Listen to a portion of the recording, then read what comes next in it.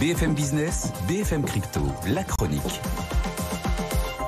Et on retrouve Aude Kersulek depuis Euronext. Aude, en attendant la Fed, comment évoluent les cryptos ?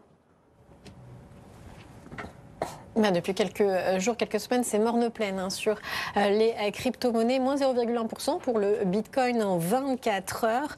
On est à 20 497 $ dans un volume d'échange qui diminue, mais aussi une offre qui diminue parce qu'on a beaucoup de retraits de plateformes d'échange. Alors peut-être qu'avec cette réunion de la Fed, on arrivera à déborder les 21 000 $ ce soir. Pour l'Ether, c'est le même combat, moins 0,2% depuis 24 heures. Il se négocie à 1589 $. Et puis un regard sur le Dogecoin aussi qui consolide après ces hausses faramineuses ces derniers jours dans l'actualité du rachat de Twitter.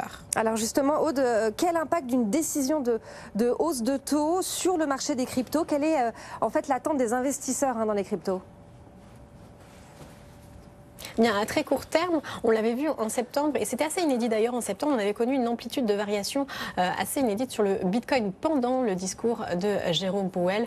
1000 $, cette amplitude de variation en l'espace même pas d'une demi-heure. Donc il faut s'attendre à un petit peu de volatilité peut-être au moment du discours, mais à plus long terme, en fait, les investisseurs en crypto-monnaie, un peu comme sur les autres marchés, ne vont pas à l'encontre de la politique monétaire. Le vieil adage « don't fight the Fed », ne vous battez pas contre la Fed, il est aussi valable pour ce marché.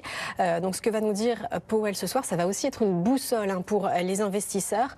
Ils attendent aussi un pivot de la Fed parce que la hausse des taux d'intérêt, le resserrement monétaire, ça entraîne moins de liquidités et donc forcément ça contribue à ce climat morose sur les crypto-monnaies avec une baisse des volumes, une baisse des prix comme sur les autres actifs risqués. D'ailleurs, c'est pas un hasard si la chute des crypto-monnaies a vraiment commencé au moment où la Fed a commencé à durcir son discours en fin d'année dernière.